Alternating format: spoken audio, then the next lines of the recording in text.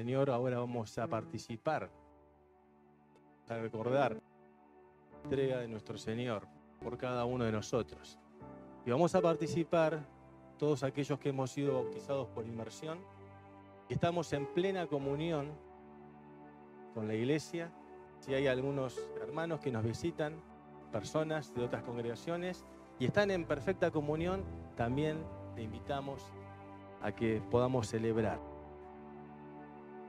Siempre me gusta el relato del Evangelio de San Lucas. Y dice el capítulo 22, versículo 7: llegó el día de los panes sin levadura, en el cual era necesario sacrificar el cordero de la Pascua. Y Jesús envió a Pedro y a Juan diciendo: id, preparándonos la Pascua para que la comamos. Ellos le dijeron: ¿dónde quieres que la preparemos? Él les dijo: he aquí, al entrar en la ciudad, os saldrá al encuentro un hombre que lleva un cántaro de agua, y seguidle hasta la casa donde entrare. Y decid al padre de familia de esa casa: el maestro te dice, ¿dónde está el aposento donde he de comer la Pascua con mis discípulos? Entonces él os mostrará un gran aposento allá, dispuesto, preparad allí. Fueron pues y hallaron como les había dicho, y prepararon la Pascua. Cuando era la hora, se sentó a la mesa y con él los apóstoles. Y Jesús les dijo: cuánto he deseado comer con vosotros esta Pascua antes que padezca. Porque os digo que no la comeré más hasta que se cumpla en el reino de Dios. El Señor Jesús con los discípulos estaba en ese momento recordando pasado la historia del pueblo, cuando tuvieron que, ahí en Egipto todavía, en sus viviendas, pintar los dinteles con sangre. Y Dios los libró de una matanza, una mortandad, a todo primogénito. Y Él en ese momento previo estaba anunciando el nuevo pacto, su cuerpo entregado en la cruz, para dar vida eterna, para dar salvación, la victoria sobre la muerte. Y realmente es, como cantábamos recién, ese amor tan inagotable que Jesús dice: tenía tantos deseos de compartir con ustedes este momento. Él sabía lo que venía. Y Jesús hoy te está diciendo también: yo quiero que estés conmigo. Yo quiero que seas parte de mi mesa. Yo quiero estar con vos. Solamente por su gran amor, por su misericordia con cada uno de nosotros. Y es lo que vamos a hacer ahora y vamos a recordar. Yo quiero pedirle a las personas encargadas que van a servir las bandejas que puedan pasar.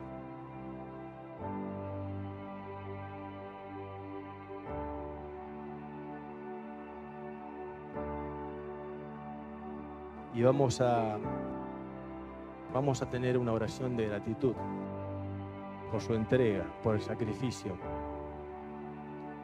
por el cuerpo partido en la cruz y por esa sangre preciosa derramada por mi vida, por tu vida,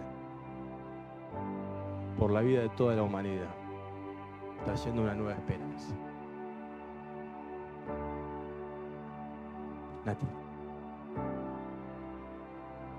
Padre, te damos gracias todos juntos por poder recordar que cuando estábamos perdidos nos buscaste, que cuando éramos tus enemigos te acercaste a nosotros en tu Hijo Jesús, que perdonaste mi pecado, el pecado de todos, nuestra deuda tan grande. No había nada que pudiéramos hacer, Señor, para acercarnos a vos. No había nada, nada. Con nuestras fuerzas, nada. Así que todo lo hiciste a través de Jesús, muriendo en la cruz, perdonando nuestros pecados. Y hoy hacemos memoria del sacrificio, pero también hacemos memoria de su resurrección victoriosa. Junto con Él tenemos vida y tenemos vida eterna. Es una promesa y se va a cumplir. Y hacemos memoria de todas estas cosas Y Señor, te pedimos un corazón que sea agradecido no solo hoy, sino cada día. Gracias, Padre, en el nombre de Jesús. Amén.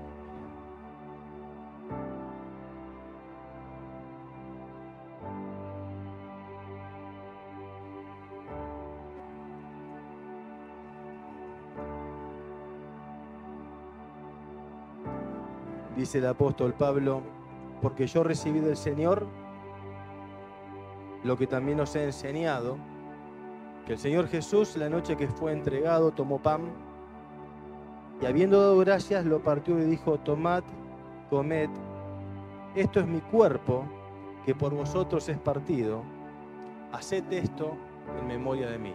Lo hacemos así.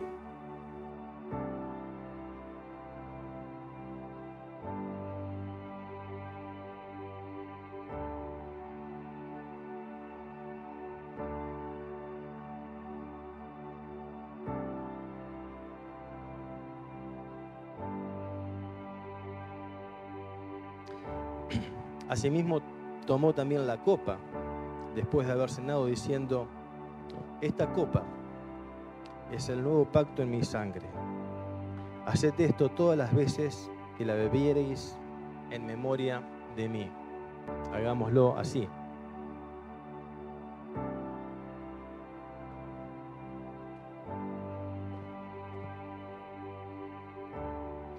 Así pues, todas las veces que coman este pan y beban esta copa, la muerte del Señor anunciáis hasta que Él venga.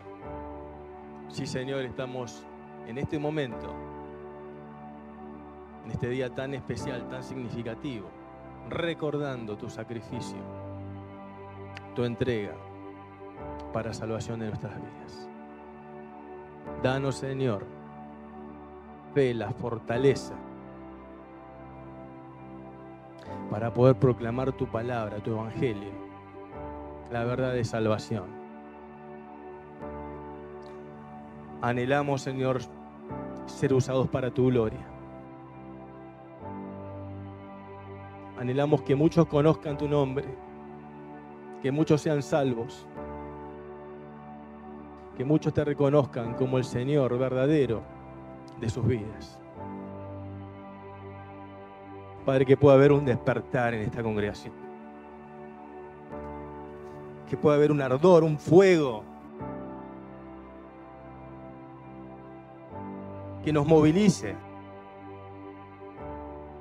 a proclamar tu palabra, a proclamar tu verdad, reconociendo al único que es digno de recibir toda la gloria y toda la honra. Gracias por tu inmenso amor. Exaltado sea tu nombre, Padre. Amén. Amén.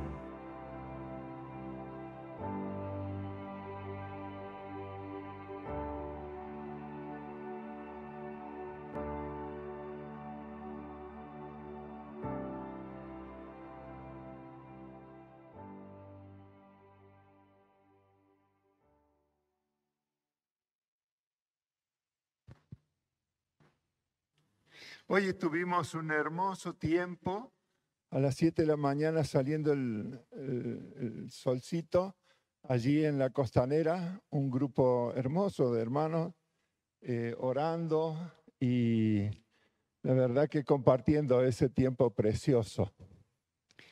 Y compartía con los hermanos esta mañana un pasaje que vamos a mirar, está en el Evangelio de Juan, capítulo 20, del 1 al 10. Así dice la palabra del Señor. El primer día de la semana, María Magdalena fue de mañana, siendo aún oscuro, al sepulcro, y vio quitada la piedra del sepulcro. Entonces corrió y fue a Simón Pedro y al otro discípulo, aquel al que amaba Jesús, y les dijo: se han llevado del sepulcro al Señor y no sabemos dónde le han puesto. Y salieron Pedro y el otro discípulo y fueron al sepulcro. Corrían los dos juntos, Pero el otro discípulo corrió más aprisa que Pedro y llegó primero al sepulcro. Y bajándose a mirar, vio los lienzos puestos allí, pero no entró. Luego llegó Pedro tras él y entró en el sepulcro y vio los lienzos puestos allí y el sudario que había estado sobre la cabeza de Jesús, no puesto con los lienzos, sino enrollado en un lugar aparte.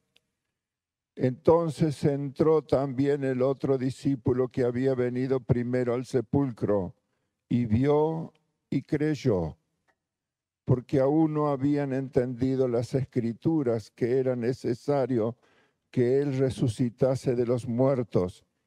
Y volvieron los discípulos a los suyos. Así dice el pasaje sobre el cual vamos a meditar en esta noche. Y mis hermanos, cuando leemos el pasaje de la resurrección de Jesús en los 4 evangelios, notamos una diferencia que me hizo razonar, me hizo pensar mucho durante estos últimos días. En el Evangelio de Mateo y de Marcos comienza diciendo, pasado el día de reposo. Y en el Evangelio de Lucas y de Juan comienza diciendo el primer día de la semana. Pasado el día de reposo, el primer día de la semana. Creo que sabemos que de los 4 evangelios, solamente de ellos 2 eran discípulos de Jesús. Los otros 2 no lo eran. Marcos y Lucas no eran discípulos de Jesús. Inclusive cuando leemos el Evangelio de Marcos al final, él parece que pone una mención acerca de que aquel adolescente que sale corriendo era él.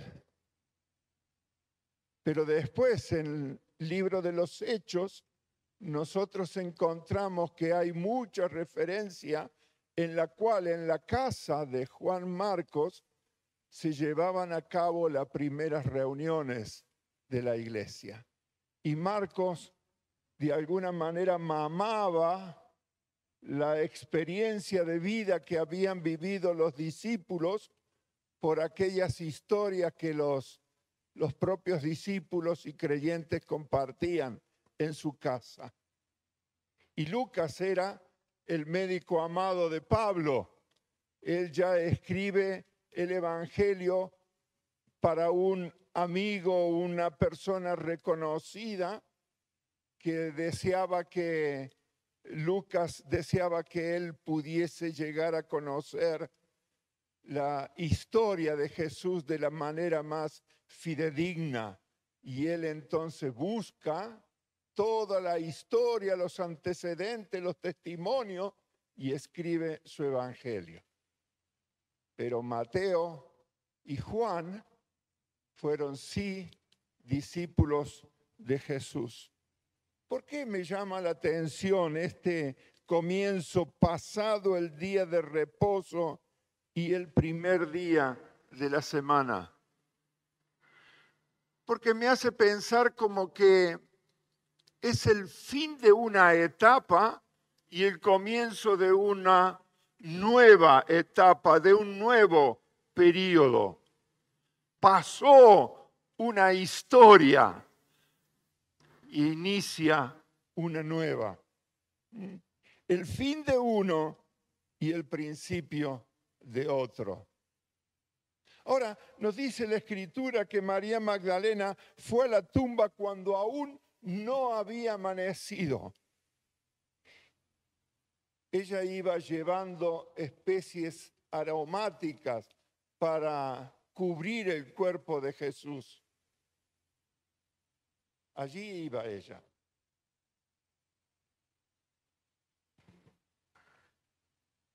Había entre los judíos, la norma era que el muerto debía quedar el mínimo tiempo, digamos, de velorio. Y máximo o máxime cuando el día de reposo se acercaba, como era el caso de Jesús en este momento. Entonces debían esperar a que pasara el día de reposo para ir y ungir el cuerpo de Jesús con las especies aromáticas. Ahora, ¿a quién buscaba María Magdalena? ¿A quién buscaba?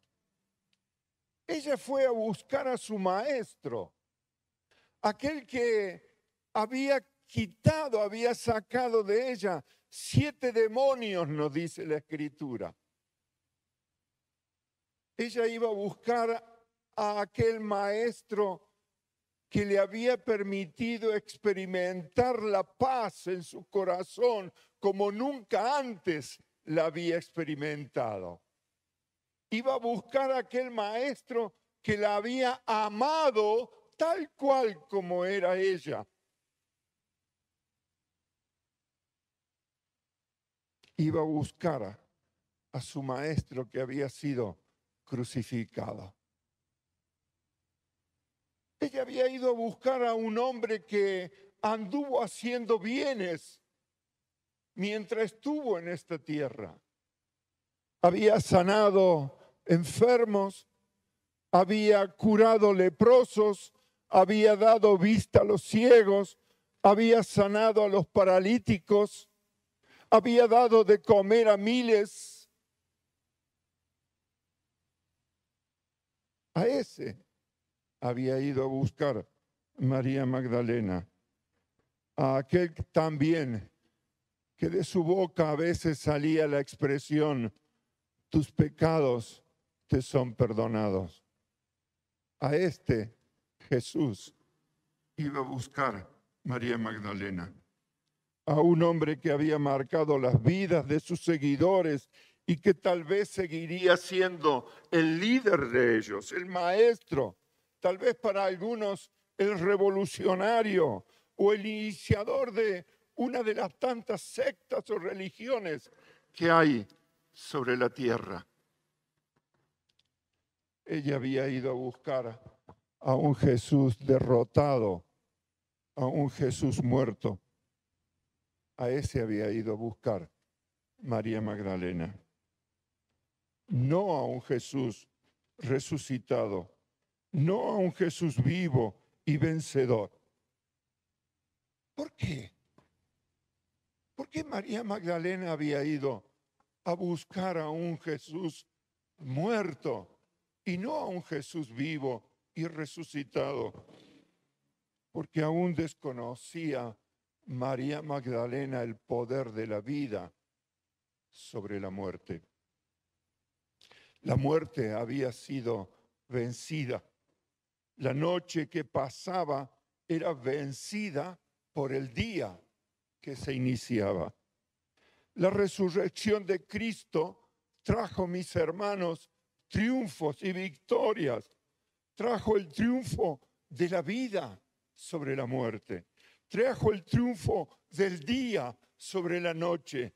Trajo el triunfo de lo eterno sobre lo temporal. Trajo el triunfo de la gracia sobre la ley. Trajo el triunfo de la verdad sobre la mentira. Trajo el triunfo del reino de los cielos contra el reino de las tinieblas. Trajo el triunfo de la libertad sobre la esclavitud. Trajo el triunfo de la resurrección sobre la vida. No era un hecho más. Si tu vida está esclavizada por el pecado, por la tristeza, si lo profundo de tu corazón no salta de gozo como una fuente de agua viva, es porque todavía estás viviendo con un Cristo muerto en tu corazón.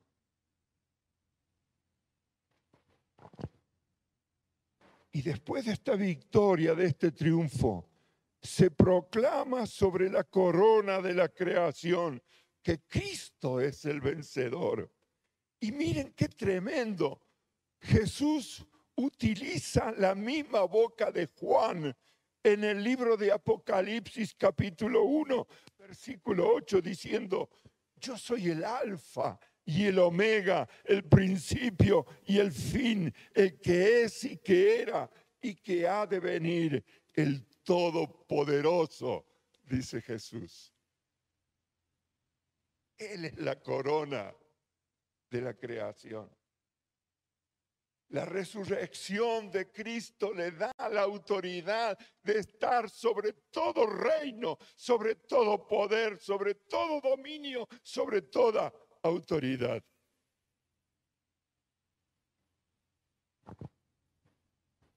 Y el apóstol Juan, cuando habla acerca de la resurrección, él hasta de alguna manera lo dice de una forma sarcástica, de una forma burlona. Dice el apóstol Pablo: ¿dónde está, oh muerte, tu aguijón? ¿Dónde, oh sepulcro, tu victoria? ¡Qué tremendo, queridos, saber que la victoria está en Cristo! Que el sepulcro no tiene poder para retener nuestra vida.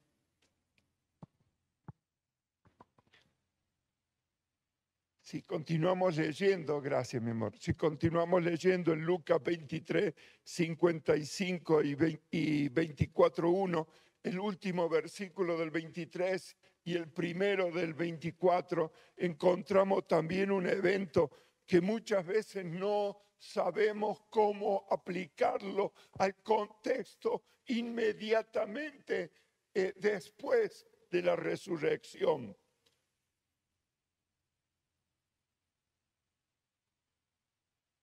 Y dice la palabra de Dios: y vueltas, las mujeres prepararon especias aromáticas y ungüentos y descansaron el día de reposo conforme al mandamiento. El primer día de la semana, muy de mañana, vinieron al sepulcro trayendo las especies aromáticas que habían preparado y algunas otras mujeres con ellas. Y hallaron removida la piedra del sepulcro y entrando no hallaron el cuerpo de Jesús. Mis hermanos, la mayoría de las personas viven y han vivido como María Magdalena, sin comprender las consecuencias de la muerte y de la resurrección de Cristo. Muchos hoy viven buscando en sepulcros modernos que el hombre ha construido para sí mismo, para encontrar allí algo que le dé sentido a su vida. Y no lo han podido encontrar. Buscan donde no lo hay. ¿Cuáles son estos sepulcros? La religión. La religión es un sepulcro vacío. La religión ninguna sirve para nada. Las religiones no alejan del Dios vivo y verdadero.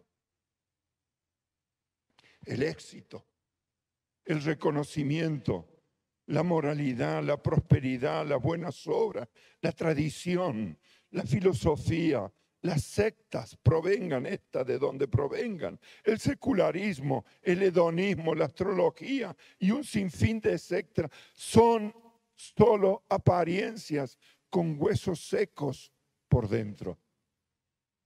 Así son estos sepulcros que el hombre moderno está buscando, solo apariencias. Hoy día compartía en la mañana con los hermanos que hay 3 sepulcros alrededor del mundo que son los más visitados. Miles y miles de personas anualmente le visitan. Uno en la abadía de Westminster, allí en Inglaterra, donde las grandes personalidades del Imperio Británico están enterradas allí. El otro cementerio, el cementerio de Arlington, allí creo que en Massachusetts, en Estados Unidos. Allí están los grandes y prominentes hombres de la historia de Estados Unidos. Y el tercer cementerio es la tumba de Jesús. Y la diferencia entre uno y otro, mis amados hermanos, es que en la tumba de Jesús no hay nadie. Y en los otros están los huesos secos.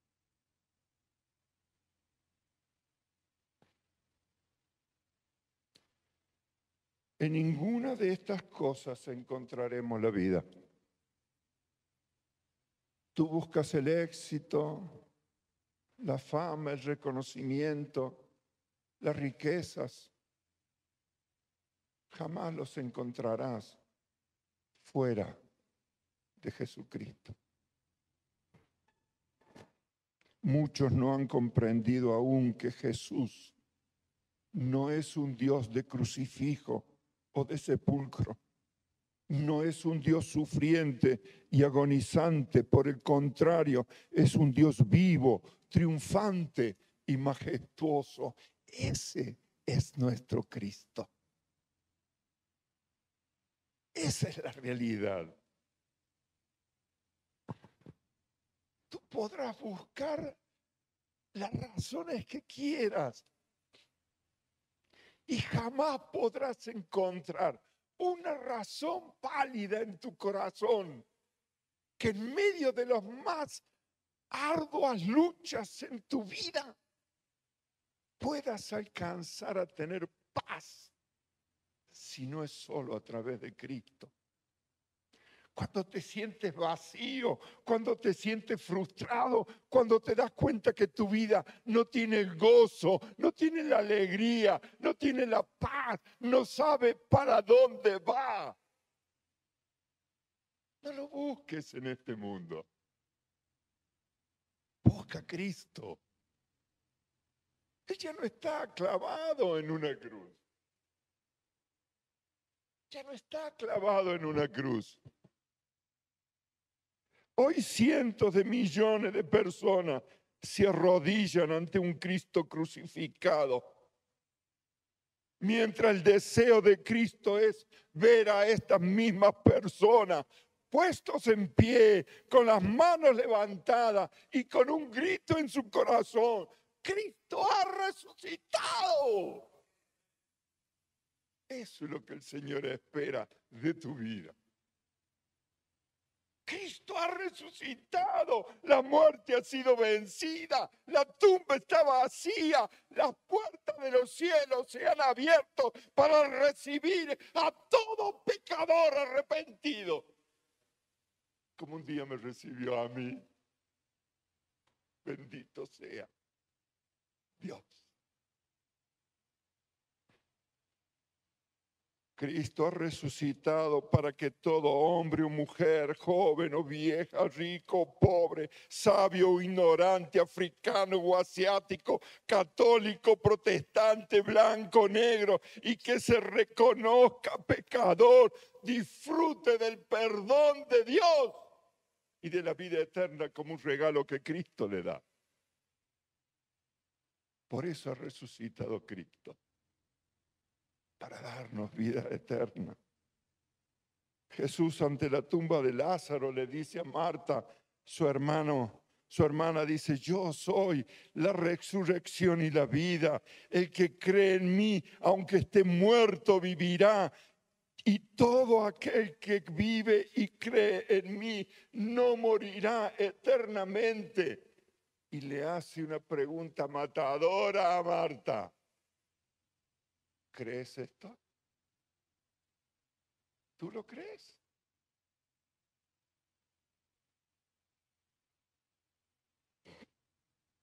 Mis hermanos, el sepulcro nos hace bajar nuestra cabeza y nuestra mirada. La resurrección nos hace levantar las manos y contemplar. Cuando fuere el tiempo de Cristo, nos hace levantar la mirada, nos hace levantar las manos, y cuando fuere su tiempo, mi boca y la boca de aquellos que tienen a Cristo en su corazón levantarán un grito de alegría y de júbilo, porque Cristo viene a buscarnos. El que resucitó y subió es el que volverá a buscar a los suyos. Y otro dato importante que sucede en el comentario del Evangelio de Juan. Y leo el último versículo que hemos leído. Entonces entró también el otro discípulo que había venido primero al sepulcro y vio y creyó. Así leímos al principio, en Juan capítulo 20, versículo 10. Nos dice, mis amados hermanos, que María Magdalena vio la piedra que había sido quitada y sin entrar, recordemos que era de noche cuando ella va. Ella sale corriendo, va a los discípulos y les dice que habían sacado el cuerpo del Señor y que no saben dónde lo habían puesto. Y los discípulos salen corriendo hacia el sepulcro. Primero llega Juan, espera a Pedro. Pedro entra, vio cómo estaban las túnicas allí, la sábana. Después entra Juan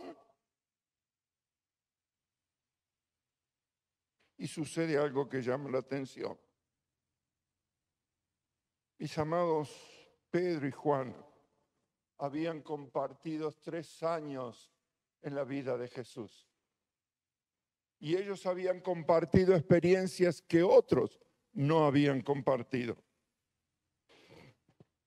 Pedro había declarado en un acto de fe 2 expresiones con un tremendo peso teológico. En una de ellas dijo, Señor, ¿a quién iremos? Solo tú tienes palabras de vida eterna. En Juan capítulo 6, versículo 68. Y la segunda declaración que dice Pedro, tú eres el Cristo, el Hijo del Dios viviente. Mateo 16, 16. Pero en esta oportunidad, Pedro y Juan salen corriendo para corroborar lo que María Magdalena decía. Y al no ver el cuerpo, Juan creyó. El Espíritu Santo trajo convicción, trajo memoria, hizo carne en el interior de Juan las palabras de Jesús. Y comenzó a enseñarles que le era necesario al Hijo del Hombre padecer mucho y ser desechado por los ancianos, por los principales sacerdotes y por los escribas, y ser muerto y resucitar después de 3 días. Mis hermanos, nosotros como los discípulos muchas veces tenemos una visión borrosa de quién es Jesucristo. Pero allí junto a la tumba la visión comienza a ser más clara, adquiere sentido, se conoce el propósito.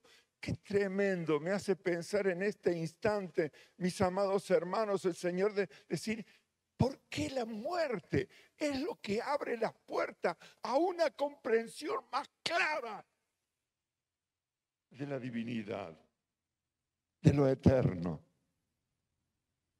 Porque si tú no mueres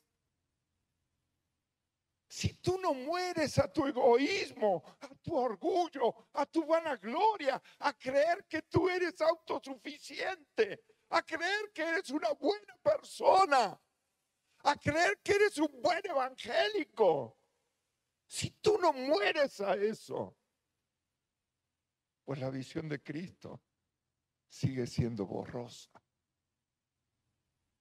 Tenemos que morir a nosotros mismos para que Cristo viva, para que Cristo se muestre, para que Cristo se glorifique a través de tu vida y de mi vida. El Mesías ya no será ese guerrero que traería libertad al pueblo judío de las garras del imperio romano. Ahora adquiere sentido la pregunta de Juan el Bautista poco antes que le corten la cabeza. A Juan el Bautista, si no lo sabías, le cortan la cabeza por el testimonio de Cristo. Y él le dice a sus discípulos, id a preguntarle a Jesús, si es él el que ha de venir o esperaremos a otro. Ahora adquiere significado. En esta cruz vacía, en esta resurrección viva, en esta resurrección que transforma, que cambia, ahí adquiere verdadero significado la pregunta de Juan. Este es Jesús, el que es, el que era y el que ha de venir, el Todopoderoso. La victoria de Cristo, mis amados hermanos, no es un triunfo sobre un hombre, no es un triunfo contra Herodes o un sumo sacerdote o contra los religiosos de su tiempo. Jesús no tenía necesidad de triunfar sobre ellos. Su victoria es sobre el reino de las tinieblas, sobre el reino de las tinieblas. Allí está la victoria de Cristo. Dice Colosenses capítulo 2, versículo 15, y despojando a los principados y a la potestad, los exhibió públicamente, triunfando sobre ellos en la cruz. La muerte y resurrección de Cristo triunfó sobre los poderes de la tiniebla que tenían el imperio de la muerte. El triunfo implicó dolor y muerte, negación y sufrimiento, pero al final habrá victoria. Luego, dice la Escritura, llamó a sus discípulos Jesús y a la gente y dijo, si alguno quiere ser mi discípulo, olvídese de sí mismo, muera a sí mismo, olvídese de sí mismo, cargue con su cruz y sígame, porque el que quiera salvar su vida la perderá, pero el que pierda la vida por causa mía y por aceptar el evangelio la salvará. ¿De qué le sirve al hombre ganar el mundo entero si pierde la vida? ¿O cuánto podrás pagar tú por tu alma?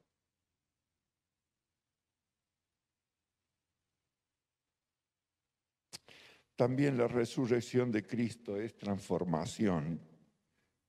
La resurrección de Jesús transformó la historia de los pueblos y de las naciones. Si Jesús no hubiese resucitado, no hablaríamos hoy día de 200, 300 años antes de Cristo o después de Cristo. Si Cristo no hubiese resucitado, no hablaríamos esta diferencia, este cambio, esta división en la historia de los pueblos. Porque Jesús hubiese pasado a ser como cualquiera de los grandes reformadores de una nueva religión. Podría llamarse un Mohammed, un Mahoma, un quien sea, pero Jesús resucitó. La resurrección de Jesús transformó la cultura de las sociedades de todos los países. La resurrección de Jesús transformó la manera de pensar de hombres y mujeres de todas las edades. La resurrección de Jesús transformó el corazón y la manera de actuar de millones y de millones de personas. Y la resurrección de Jesús tiene poder para transformar tu vida. Tiene poder para transformar tu vida. Transforma tu religiosidad vacía en una relación de intimidad con Él. Transforma tu vacío interior en una fuente de agua viva.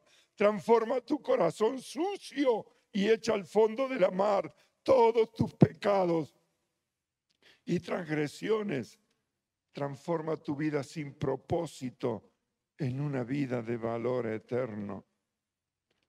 Hoy muchos se han levantado esta mañana diciendo: Cristo ha resucitado. Sí, verdaderamente ha resucitado. Alabado sea el nombre del Señor, pero no tendrá valor si tú no expresas en tu propio corazón: Jesús ha resucitado acá. Entonces tu vida tendrá un propósito.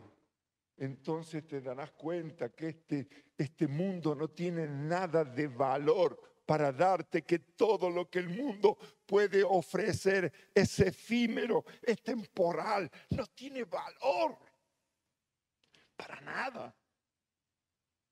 Que solamente Cristo puede dar esa paz y ese gozo y poder experimentar el perdón de todos tus pecados. Vamos a orar, hermano. Yo te invito a que puedas inclinar tu rostro.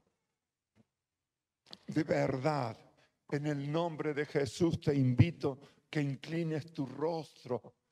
Y en el nombre de Jesús te invito a que consideres: ¿está verdaderamente vivo Cristo en ti? Si tienes dudas,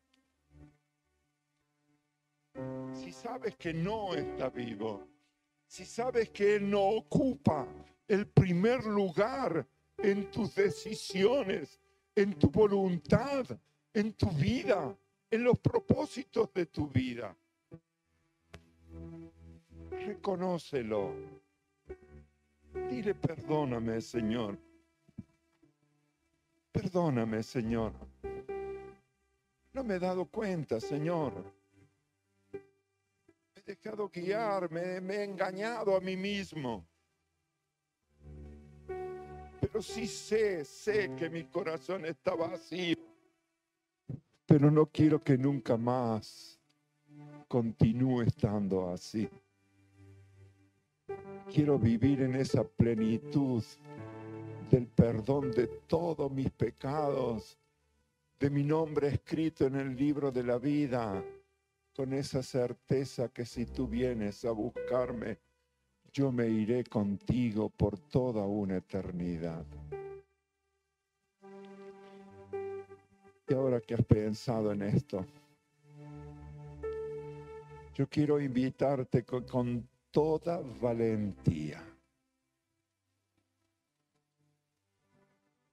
Si quieres que Cristo en esta noche entre a tu corazón y te perdone y goces de la paz y el gozo del perdón, yo te invito en esta noche que te pongas en pie.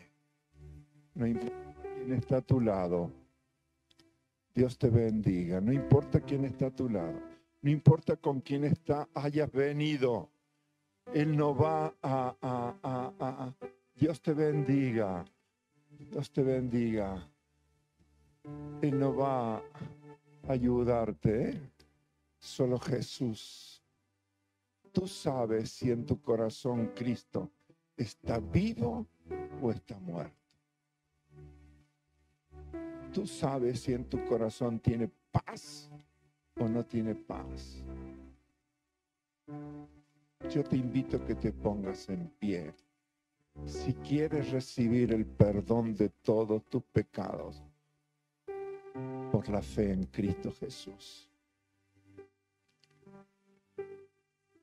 Señor, yo te doy gracias por estas vidas que en esta noche se han puesto en pie. Que el poder de tu Espíritu Santo sea sobre ellos. Que la gracia, Señor, tuya inunde su corazón y que puedan disfrutar de tu compañía cada día hasta que tú la vengas a buscar.